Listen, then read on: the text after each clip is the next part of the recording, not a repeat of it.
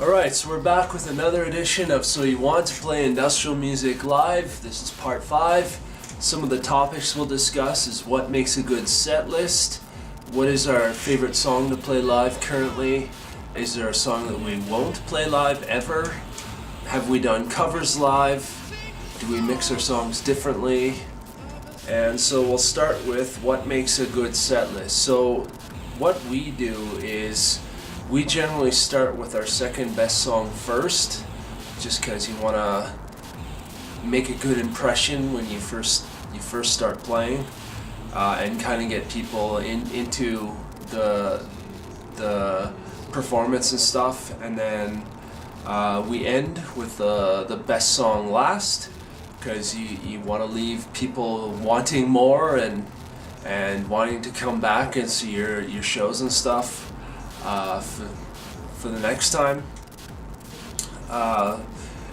Generally when we're creating set lists, I try and make sure it flows naturally, so we have some of our harder songs first, and then we'll slow things down a little bit, and which is a good idea to do, at least I think is a good idea to do when creating set lists, because then it gives people a break after you've had all these hard songs, and then you put a slow song in there. It gives people a break, and they can go get a drink. The bartenders will love you for that. They can go get a drink and then come back, and then you start playing the hard shit again. So what is your favorite song to play live? So for us, it's currently Instructions to Your Revolution. I just like playing it live because it's a new song for us, or relatively new, and it's got a driving beat. It's more on the EBM spectrum, but I really enjoy it because it's a new song, and I don't like getting bored when I play live, so it's generally the new stuff that I like playing live. What's one song that we haven't done and probably will never do? We have a song on an older album called What Happens When We Die, and that song we probably will never end up playing live because just lyrically it's very difficult to remember the lyrics, honestly. Just because there is no like pattern. It's not like a verse chorus bridge, whatever. It's the lyrics are. It's essentially built up of 3 choruses, but each chorus is different, and I just find it difficult to remember the choruses. So I've attempted to learn it, and but I've always had difficulty learning that song. So that's probably one song we never play live. There is a lot of other songs that we haven't played live that I want to play live.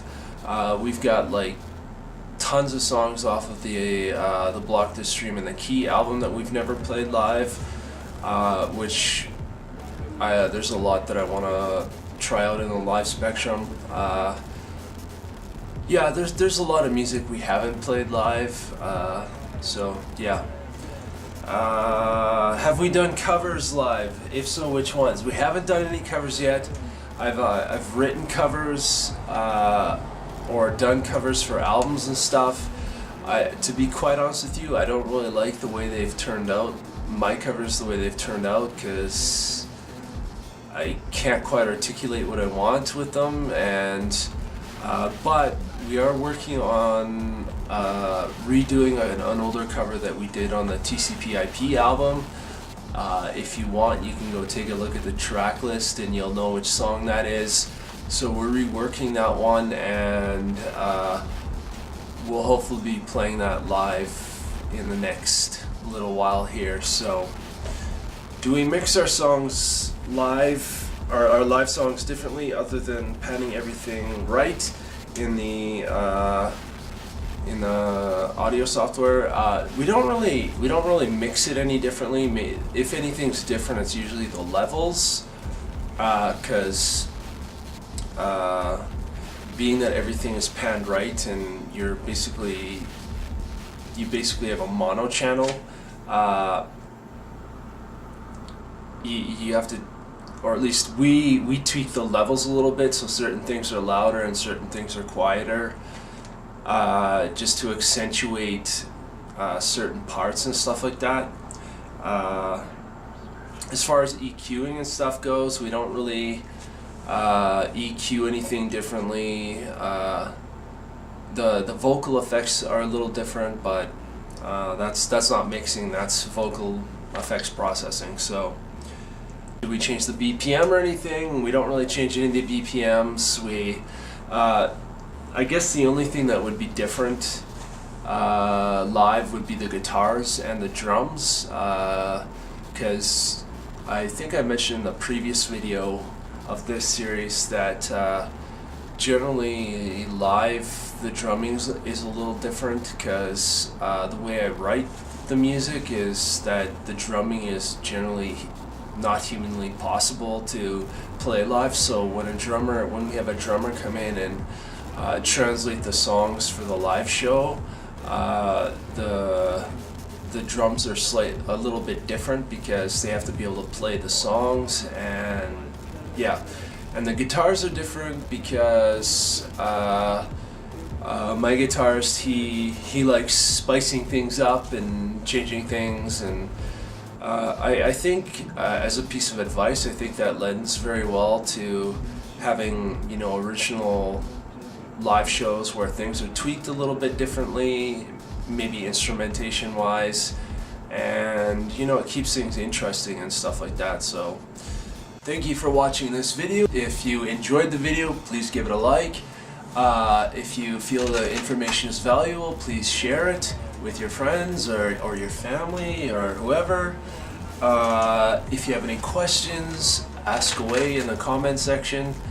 Or even if you're a band and you know, what is your how do you go about creating the perfect set list for your shows, and do you tweak your EQs and your levels, or do you have different instrumentation for your live shows and stuff like that?